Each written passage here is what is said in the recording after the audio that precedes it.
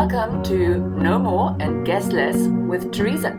We've talked so much about the different forms of persuasion. We've talked about the fact that some people are quite unethical in their persuasion. For example, advertisers can be, that people use persuasion to blackmail and to manipulate. And knowing about the different forms and the different ethicalities of persuasion can actually put you in good stead to resist it. And this is what we want to talk about right now. Resistance to persuasion. I always say the first thing that you need to have is knowledge.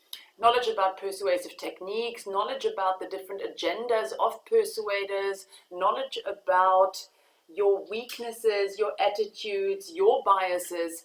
So that definitely puts you in a great position to be able to resist, which is exactly how the book handles it as well. You're being told that, of course, you can ignore persuasion if you want to. Sometimes we do that because the persuasive message does not exactly agree with what we already know.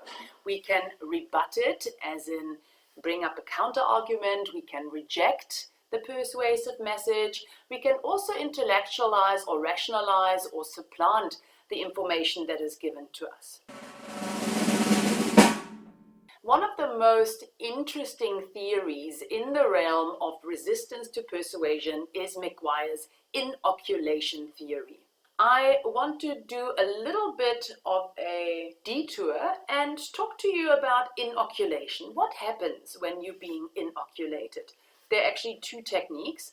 Either the doctor gives you an injection with the already produced antibodies, or the doctor gives you an injection with a little dose of the virus so that you can actually form antibodies.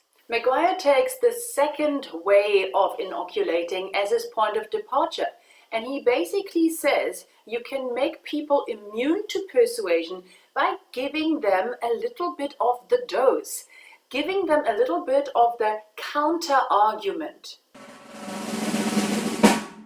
A very good example of how it works is the movie The Da Vinci Code.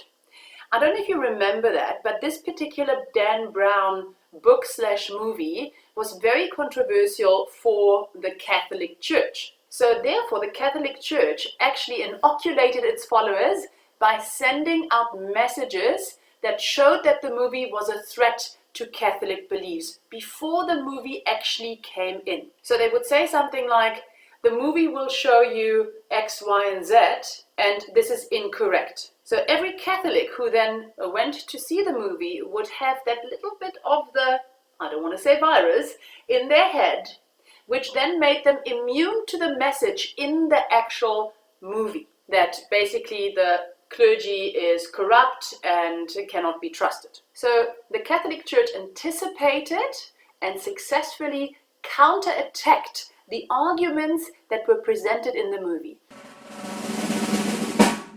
So basically what you're doing is you're preempting an argument. You're making people immune to a counter-argument that could possibly come their way. Let's take the example of drunken driving. If you're inoculating somebody against an argument that has to do with drunken driving, you should definitely bring up, oh, I don't have money for a taxi. What you therefore should do is you tell them that a taxi costs a fraction of the price than insurance does, that you can carpool with a taxi, that Uber is actually very affordable, and probably that it is even less than one drink at a club.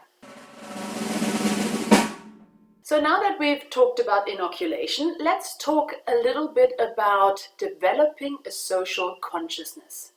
I know they are throwing around some big words here, and I don't want to dive too deeply into it because it's not an outcome per se, but I think it is worth mentioning that the more conscious you are about who you are yourself and about persuasion happening outside in the world, the better you can actually react to persuasive messages. And there are 3 techniques that you can actually apply in order to be more self-conscious or socially conscious.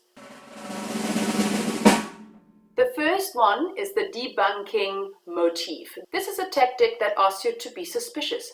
Don't just accept everything that comes your way. So instead of just saying, oh yeah, Coca-Cola is very nice to drink, Okay, just saying like, why is it so nice to drink? Is it maybe because there are like 3 tons of sugar in there? Could be. The second tactic would be to apply the motive of unrespectability. So when you're confronted with a persuasive message, you would put yourself into the shoes of someone else in society, maybe a minority group, and then actually see if it is okay still to accept the persuasive message.